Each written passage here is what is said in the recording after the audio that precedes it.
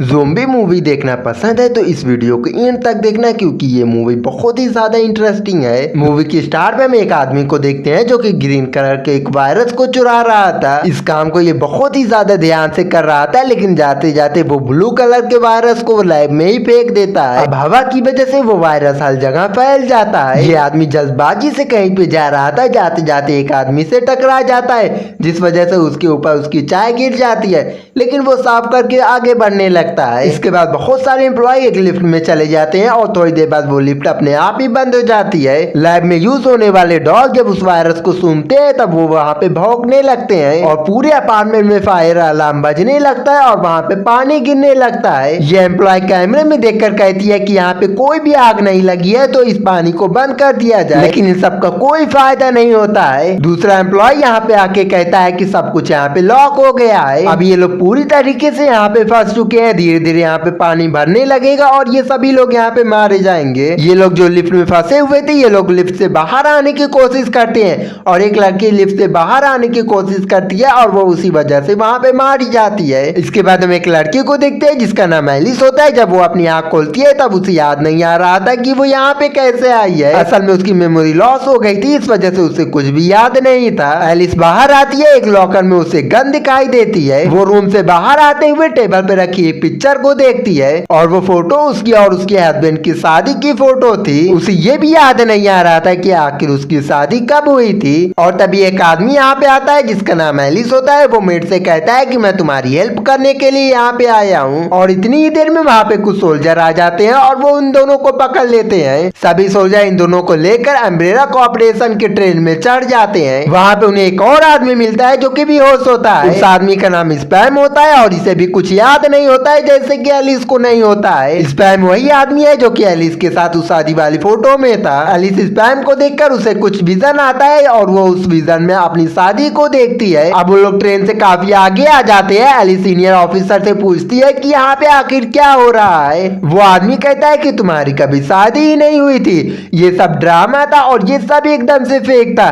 ताकि तुम्हें उस जगह पे लेकर जाया जा सके जहाँ पे तुम अभी जा रही हो। वो एलिस से कहता है कि जिस घर से हमने तुम्हें पकड़ा था उसी घर के नीचे वाले रास्ते से हम तुम्हें अम्ब्रेला कॉर्पोरेशन की लैब में लेकर जा रहे हैं, क्योंकि अम्ब्रेला कॉर्पोरेशन को चलाने वाली पावरफुल कंप्यूटर जिसका नाम रेड क्वीन होता है वो सारी एम्प्लॉय को अपने सारे एम्प्लॉय को मार दी है। इसके बाद ये लोग उस जगह पे पहुंच जाते हैं। सीनियर ऑफिसर इन सभी ऑफिसर से कहता है कि इस जगह को अच्छे से एक्सप्लोर करो। अम्ब्रेला कॉर्पोरेशन का पावरफुल कंप्यूटर रेड क्वीन इन सभी को देख रहा था। उसे इन लोगों का यहाँ पे आने का मकसद भी पता हुआ था। इनके साथ एक हैकर भी होता है जो कि अपनी हैकिंग का यूज करके इनके लिए एक रास्ता खोजता है। अब उस रास्ते में कुछ ऑफिसर जाते हैं, लेकिन उस रास्ते का दरवाजा अपने आप ही बंद हो जाता है। वो हैकिंग ऑफिसर बताता है कि ये दरवाजा रेड क्वीन ने ही बंद कर दिया है। जहाँ पे ये सोल्जर गए थे वहाँ पे एक लेजर एक्टिवेट हो जाता है जिस वजह से एक फीमेल सोल्जर का अंत हो जाता है। वहीं उस ऑफिसर को मरते हुए एलिस देख लेती है, जिसके बाद वो जल्दी से उस हैकर से कहती है कि इस लेजर को जल्दी से बंद कर दो। इतने में एक और ऑफिसर उस लेजर से मारा जाता है,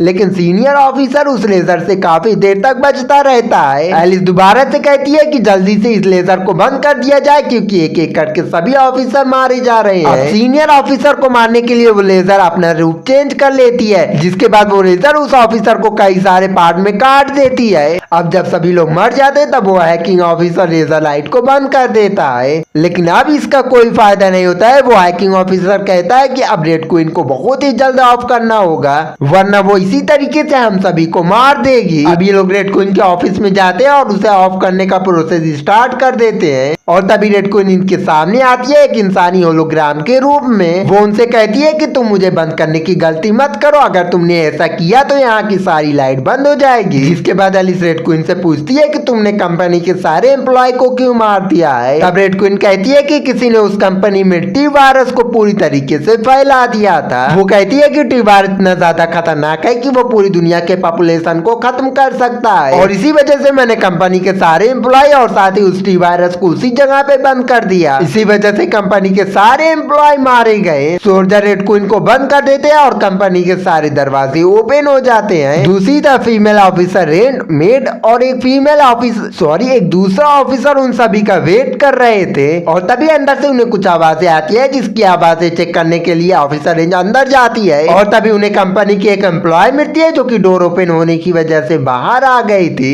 लेकिन अब वो एक ज़ॉम्बी बन गई थी और ये सब टी वायरस की वजह से ही हुआ था। लेकिन उस फीमेल ऑफिसर को नहीं पता होता है कि वो एक ज़ॉम्बी बन गई है और वो उस ऑफिसर को काट लेती है। इतने में वो दूसरा ऑफिसर उस ज़ॉम्बी को मार के दूर फेंक देता है और उसे अपने गन पॉइंट पे ले लेता है, जिसके बाद वो उस ज़ॉम्बी को रुकने के लिए कहता है पर वो नहीं रुकती है, जिसके बाद वो उसे शूट करके मार देता है। अब इतनी देर में वहाँ पे एलिस और वो हैकिंग ऑफिसर आ जाते हैं। वो लेडी ऑफिसर पूछती है कि हमारे बाकी के ऑफिसर कहाँ पे हैं, जिसपे वो ऑफिसर कहता है कि हमारे सभी ऑफिसर लेजर लाइट की वजह से मारे गए। अब जब ये लोग यहाँ से निकलने ही वाले होते हैं, लेकिन तभी इन्हें चारों तरफ से ज़ॉम्बी घेर लेते हैं। अब ये लोग उनसे बचने के लिए उनके ऊपर गोलियां चलाने लगते हैं, लेकिन हैरानी की बात तो ये होती है कि इनकी गोलियों से वो ज़ॉम्बी नहीं मर रहे थे। इन्हें ये बात समझ में नहीं आ रही थी कि आखिर ये ज़ॉम्बी मर क्यों नहीं रहे हैं। अब ये लोग वहाँ पे ब्लास्ट करते हैं और उन ज़ॉम्बी को डिस्ट्रैक्ट करके वहाँ से भागने की कोशिश करते हैं, और तभी उनके एक ऑफिसर को ज़ॉम्बी पकड़ लेते हैं। बाकी के ऑफिसर खुद की जान बचाने के लिए वहाँ से भाग जाते हैं। एलिस जो कि उन सभी से बच के बाहर जाने का रास्ता खोज रही थी, तभी उसके सामने एक डॉग आ जाता है जो कि ज़ॉम्बी होता है। वो डॉग उसे मारने के लिए उसके पास भागता है। एलिस वहां से भाग के एक बाथरूम में जाके छुप जाती है, लेकिन वहां पे एक ज़ॉम्बी होता है जो कि एलिस के ऊपर हमला कर देता है, लेकिन एलिस अपनी फाइटिंग स्किल से उसे मार मार के मार देती है। अब एलिस को समझ में नहीं आ रहा था कि जो ज़ॉम्बी बंदूक की गोलियों से नहीं मर रहे थे वो उसके हाथों से कैसे मर गए, उसके अंदर इतनी ज्यादा पावर कहाँ से आई। इसके लिए एक ज़ॉम्बी को मारना कोई बड़ी बात नहीं थी, क्योंकि वो अपनी याददाश्त भूल गई थी। वो उस ज़ॉम्बी की गन ले लेती है और सभी डॉग ज़ॉम्बी को गोली मार के मार देती है। मेड इधर कुछ खोज रहा था, तभी वहाँ पे एक ज़ॉम्बी लड़की आ जाती है। वो ज़ॉम्बी लड़की मेड के ऊपर हमला कर देती है। वो ज़ॉम्बी लड़की मेड को कुछ कर पाती, उससे पहले वहाँ पे एलिस आ जाती है और वो उस ज़ॉम्बी को गोली मार के एलिस को बचा लेती है। मेड कहता है कि ये मेरी सिस्टर थी और हम दोनों मिलकर अम्ब्रेला कॉर्पोरेशन के खिलाफ कुछ एविडेंस खोज रहे थे। वो कहता है कि इस काम में मेरी बहन की मदद यहाँ की सिक्योरिटी ऑफिसर कर रही थी, लेकिन फिर कुछ ऐसा हुआ कि पूरी कंपनी में किसी ने टी वायरस को फैला दिया, जिसकी वजह से उसके सिस्टर के साथ साथ पूरे एम्प्लॉय वहाँ पे ज़ॉम्बी बन गए थे। यहाँ पे मेड जिस सिक्योरिटी ऑफिसर के बारे में बात कर रहा था वो कोई और नहीं बल्कि एलिस ही होती है, जो कि उसकी सिस्टर की इस काम में मदद कर रही थी। और एलिस भी इस बात को छुपा के रखती है उसके साथ कि उसने उसकी सिस्टर की मदद की थी। और तभी इन्हें चारों तरफ से ज़ॉम्बी ने घेर लिया था। एलिस सोल्जर से कहती है कि रेड क्वीन को ऑन करो जल्दी से, क्योंकि एक वही है जो कि इन्हें यहाँ से निकलने का सेफ रास्ता बता सकती है। इसके बाद एलिस रेड क्वीन को ऑन कर देती है। अब रेड क्वीन से पूछता है कि यहाँ पे ज़ॉम्बी क्यों नहीं मर रहे हैं, तो वो कहती है कि इन ज़ॉम्बी के साथ व्यवहार करने से ये मरेंगे, क्योंकि इन ज़ॉम्बी के ऊपर टी वायरस का ही असर है, जो कि बहुत ही ज्यादा पावरफुल है और यही वजह है कि इन्हें गोली लगती है, जिस वजह से भी ये नहीं मरते हैं। एलिस रेड क्वीन से यहाँ से बाहर जाने का रास्ता पूछती है। रेड क्वीन उन्हें यहाँ से बाहर जाने का रास्ता बता देती है। वो रास्ता एक अंडरग्राउंड से होता है। ये लोग वहाँ से जाने लगते हैं, लेकिन वहाँ पे भी बहुत सारे ज़ॉम्बी होते हैं और इन सब में वो हैकिंग ऑफिसर इन्फेक्टेड हो जाता है। बाकी सभी लोग यहाँ पे सरवाइव कर लेते हैं। वो हैकिंग ऑफिसर ज़ॉम्बी के बीच में फंसा हुआ था, तो एलिस रेंज से कहती है कि उसके ऊपर गोली चलाओ, लेकिन रेंज अच्छे से निशाना नहीं लगा पाता है, तो एलिस उससे गन छीनती है और उन सभी ज़ॉम्बीज को मार के एलिस हैकिंग ऑफिसर की जान बचा लेती है। लेकिन वो हैकिंग ऑफिसर फिर से फंस जाता है और वो सभी लोगों से वहां से अपनी जान बचा के भागने के लिए कहता है। अब ये लोग हैकिंग ऑफिसर को वहीं पे छोड़ के आगे की तरफ भाग जाते हैं। अब एलिस को याद आता है कि इस टी वायरस का एंटीवायरस भी है, जिसे वो रेन को लगा के उसकी जान बचा सकती है। अब ये सोच के वो उस एंटीवायरस को खोजने लगती है, लेकिन वो उसे नहीं मिलता है। उसे एक बात समझ में नहीं आ रही थी कि एंटीवायरस को तो यहीं पे होना चाहिए, तो आखिर एंटीवायरस यहाँ से गया तो गया कहाँ। अब ये सब सुन के मेड एलिस से पूछता है कि तुम वायरस और एंटीवायरस के बारे में कैसे जानती हो। तो अब जाके यहाँ पे एलिस वो राज खोल देती है। वो कहती है कि मैं ही वो सिक्योरिटी ऑफिसर हूँ जो कि मैंने तुम्हारी सिस्टर को उस टी वायरस के एंटीडोट को लेकर जाने दिया था यहाँ से, और तुम्हारी सिस्टर अम्ब्रेला कॉर्पोरेशन की रियलिटी दुनिया के सामने लेकर आ सके। और तब जाके स्पैम को याद आता है कि वही वो इंसान है जो कि एंटीवायरस को यहाँ से चुराया था और उस टी वायरस को इस पूरे लैब में फैलाया था। अब वो तो वहां से बच के आ जाता है, लेकिन ट्रेन में आके बेहोश हो जाता है और उसका मेमोरी लॉस हो जाता है, जिसके बाद वो उन ऑफिसर को मिला था। अब एलिस को भी पता चल जाता है कि स्पैम ही वो आदमी है जिसने एंटीवायरस को चुराया था। एलिस स्पैम को रोकने की कोशिश करती है, लेकिन स्पैम अचानक से गन उठा के उन्हें गन पॉइंट पे ले लेता है। स्पैम एलिस को अपने साथ चलने के लिए बोलता है, लेकिन एलिस उसे मना कर देती है और तभी पीछे से एक ज़ॉम्बी स्पैम को काट लेता है और स्पैम उन सभी को वहां पे लॉक करके भाग जाता है। वो वहां से सीधा ट्रेन की तरफ भागता है जहां पे एंटीवायरस रखा हुआ था।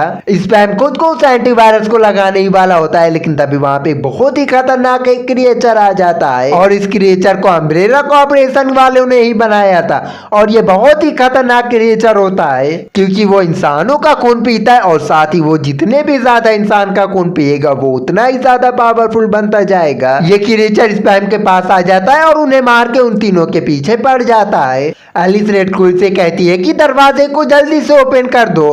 तब रेड क्वीन कहती है कि तुम लोगों के साथ रेन है जो कि इन्फेक्टेड है और तुम लोग उसे मार दो तो मैं दरवाजा खोल दूंगी, लेकिन एलिस उसकी बात नहीं सुनती है और रेड क्वीन ऑफ हो जाती है और इस बार उसे हैकिंग ऑफिसर ने ऑफ किया था जो कि किसी तरीके से जिंदा बच जाता है। वो इन लोगों को किसी तरीके से यहाँ से निकालता है और ये लोग ट्रेन पे बैठ के यहाँ से निकल जाते हैं और साथ ही इनके पीछे पीछे वो क्रिएचर भी आ जाता है। एलिस रेन और उस हैकिंग ऑफिसर को उस एंटीवायरस को लगाती है, लेकिन रेन जो कि ज़ॉम्बी बनने लगी थी इससे पहले कि उसके ऊपर एंटीवायरस असर करता वो ज़ॉम्बी बन जाती है और वो मेड के ऊपर हमला करने ही वाली होती है, लेकिन मेड ज़ॉम्बी के ऊपर हमला करके उसे जान से मार देती है और तभी वो क्रिएचर ट्रेन के अंदर आ जाता है और इन सभी के ऊपर हमला कर देता है जिस वजह से मेड जख्मी हो जाता है। वो क्रिएचर एलिस के ऊपर हमला करने ही वाला होता है, लेकिन एलिस उसके जीभ में रॉड डाल देती है। रॉड उसके मुंह में जाते ही क्रिएचर वहां पे नीचे चला जाता है जिस वजह से उसकी मौत हो जाती है। अब बाहर आते ही कुछ लोग एलिस को पकड़ लेते हैं और मेड को अपने नए एक्सपेरिमेंट के लिए लेकर जाते हैं। इसके बाद एलिस को जब होश आता है तब वो देखती है कि वो स्ट्रेचर से बंधी हुई है और किसी तरीके से वो वहां से आजाद होती है। अब वो उस जगह से बाहर आती है तो देखती है कि पूरी सिटी का माहौल पूरी तरीके से खराब हो गया है, यानी कि टी वायरस पूरे शहर में फैल चुका है और इसी के साथ ही मूवी यहीं पे खत्म हो जाती है। और अगर अगला पार्ट देखना है तो इस वीडियो पे 100 लाइक कंप्लीट करवा दो, अगला पार्ट आ जाएगा। हाँ मानता हूँ कि बहुत ही ज्यादा है पर मैं जानता हूँ कि आप लोग कंप्लीट करवा दो।